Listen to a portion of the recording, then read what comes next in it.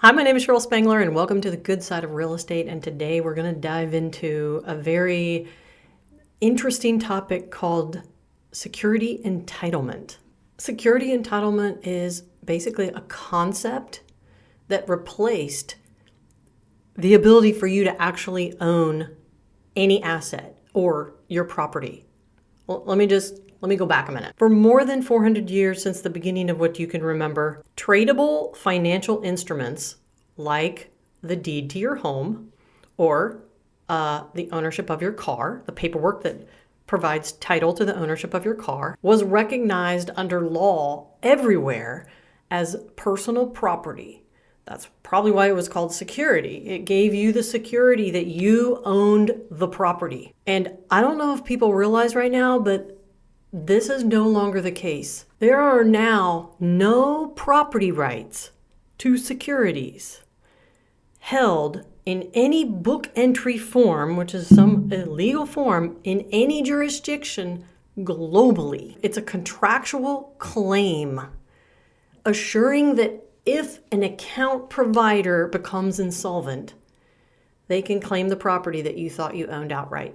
And I'm going to give you two examples to try to understand this. One analogy is going to use the auto dealership industry. Let's say you go to a local dealership. Let's say you want to buy a used car. I don't care, new car.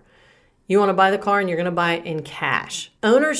Your ownership expectation is that you're going to buy this car in cash and that you're going to own the car and you're going to own the title and you're going to get this title in physical paper form. It's going to be registered with the county and no one can take this car away from you because you own it. But really, the dealership owns it even if you paid cash, meaning that someone else secretly controls it as collateral. And that someone else, they have the power to take it immediately. Now, in this example, we're talking about your car. Even though you paid cash from the dealership, drove away, no longer theirs, they have the power to take it immediately and without judicial review, okay? Without any court, without anyone approving, they have the right to take it in the event of insolvency. Not your insolvency, but the insolvency of the people who secretly gave them your property as collateral. Okay, meaning you drive in, you buy a used car, new car, in cash, you drive away, you get the paper title in the mail. That used car dealership had to purchase that car using a bigger finance company. In this example, the bigger finance company, let's say, is Ally Financial. If you're not aware of the top 7 auto lenders, big auto lenders, these are the lenders that lend money to dealerships who then buy cars, who then sell cars to you.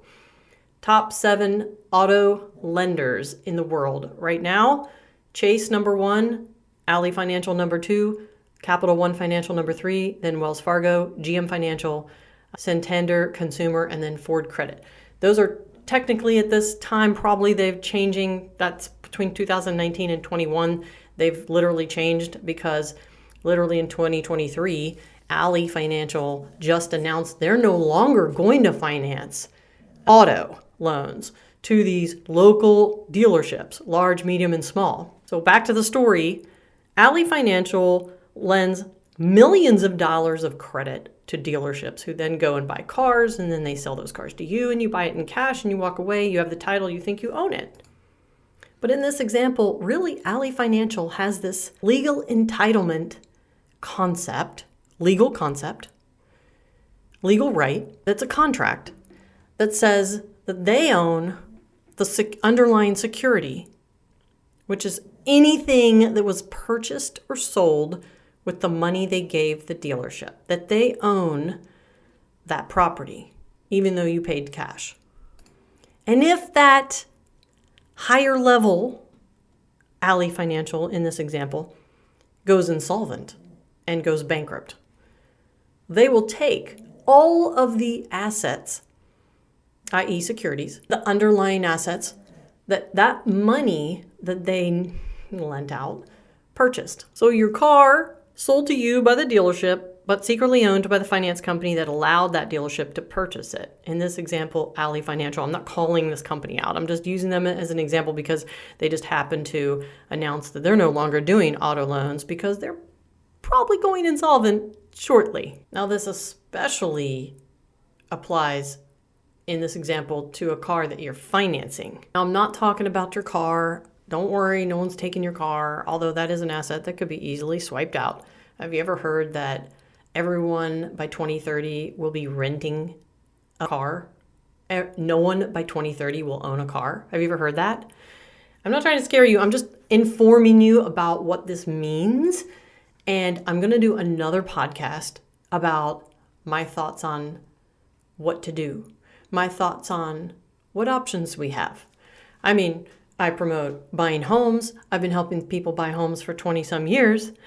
They supposedly own it. Some people even spend 30 years, 10 years, short-term loans, long-term loans, paying their home off to be able to say that I own it and you cannot take it from me. That is no longer the case. Let me give you another kind of out there analogy. I don't know if you've been involved with cryptocurrency or if you purchased anything on the blockchain, or if you're familiar with blockchain, but I'm going to give you a very basic analogy of something that I've dealt with, and that is buying virtual land. Now, virtual land is basically a non-fungible token on a blockchain represented in a metaverse. It's like you're buying virtual land. It is an actual NFT that resides on a blockchain that represents a actual geographic location above the real world.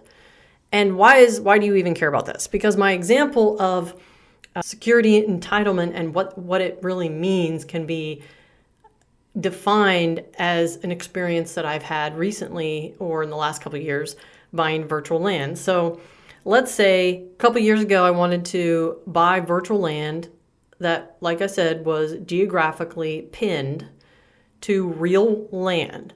So I looked for waterfront property, actual waterfront locations in and around the United States, and I bought the virtual land above that. In looking forward, thinking about augmented reality and how that can be used on virtual land in a geographic location that is highly desirable, that's one of the reasons why I did it. So not to get off on a tangent, but the point is, initially, I bought a bunch of virtual land on a platform called OVR Land.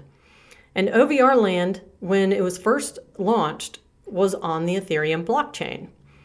And when you bought this virtual piece of land, which was an NFT, you didn't actually own it. It's basically like it was a secure, you didn't own the actual physical or ability to transfer that NFT to, let's say, a hard wallet, like something that you actually have, like if you're a hard wallet there's hard wallets and soft wallets. I'm getting off on a tangent, but you're going to learn something through this process.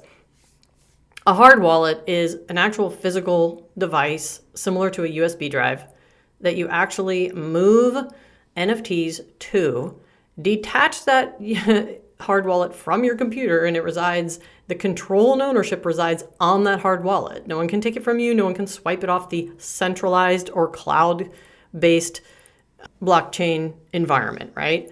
So the idea is whatever you buy virtually in NFT, you can move to a hard wallet and you hold the keys. You hold the title. You hold the ownership. And I'm getting to my point. Initially on OVR Land, I purchased hundreds of pieces of virtual land. And I was like, okay, I want to move this to my hard wallet because I want to make sure that if anything ever happens to, the Ethereum blockchain, if anything ever happens to the platform OVR Land or anything ever people break into it, security, I want to be able to make sure that I own the keys and I have locked it into my hard wallet. Well, I couldn't do that because initially all this virtual land was sold with something called light minting. And light minting was Ethereum was so expensive to actually mint an NFT and have you get ownership of that to be able to transfer it to a hard wallet. And so they created something called light minting. And I equate light minting to security entitlement, because light minting was, I bought it through the platform of OVR land.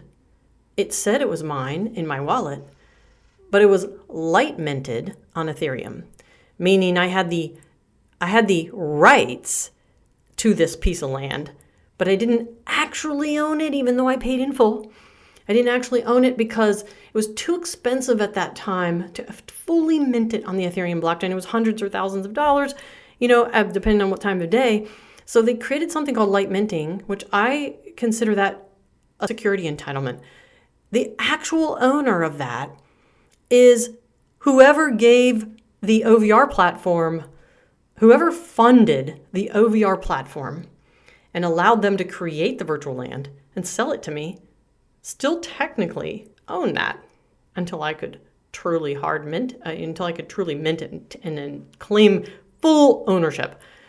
And we weren't able to do that. Any of us, hundreds of thousands of pieces of virtual land, we weren't able to do that because, like I said, it was too expensive at the time.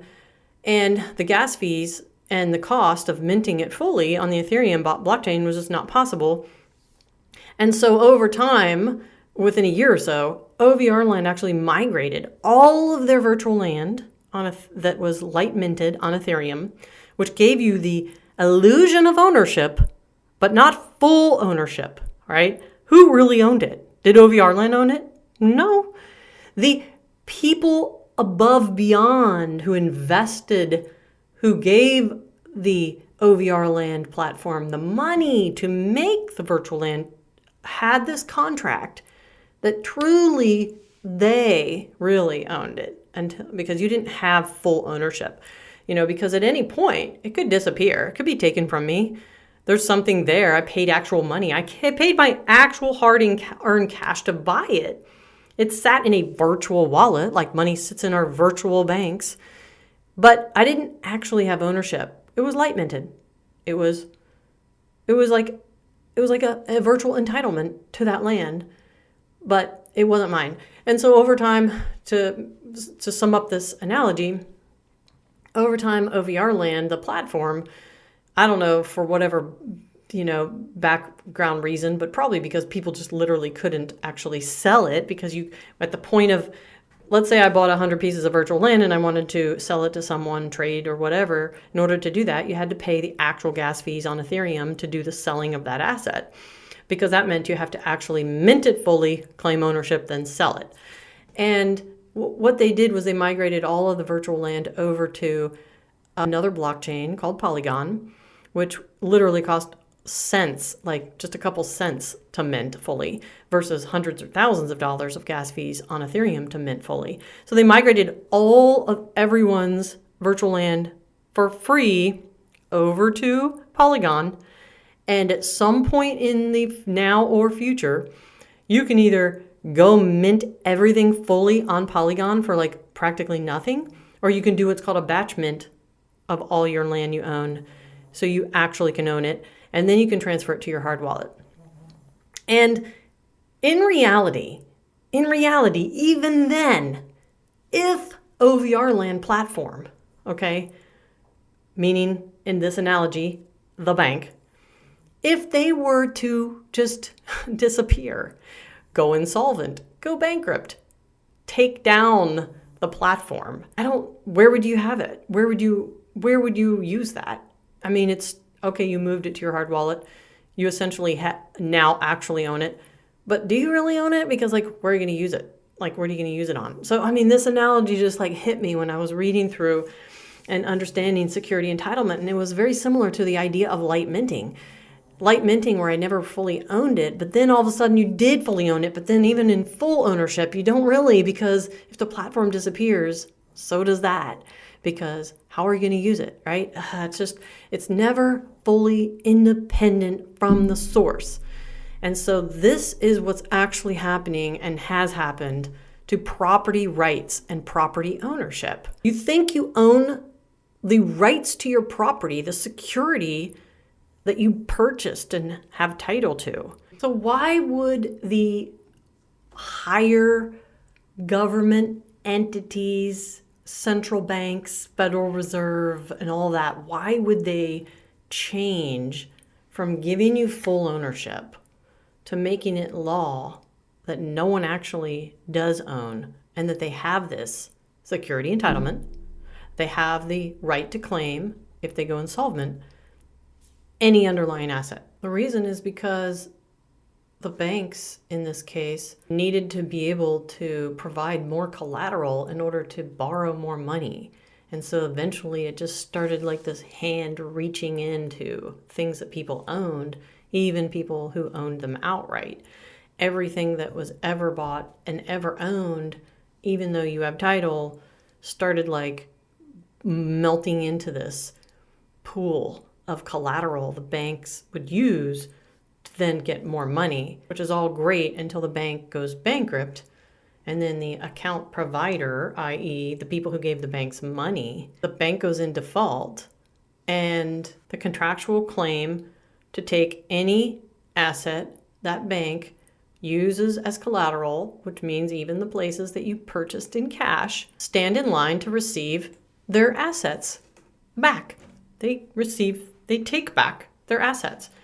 If the banks go bank, the people above the bank, the organizations, the governments, the market movers, the people that sometimes can't even be defined because it's like the money, like the government, they take back the assets. I hope that how I explained security entitlement is not confusing to you. There is a thing called segregated securities, which is basically where sophisticated investors, affluent, high net worth, ultra high net worth individuals, they assume that they're protected because they think that segregated securities are not in the big pool of assets.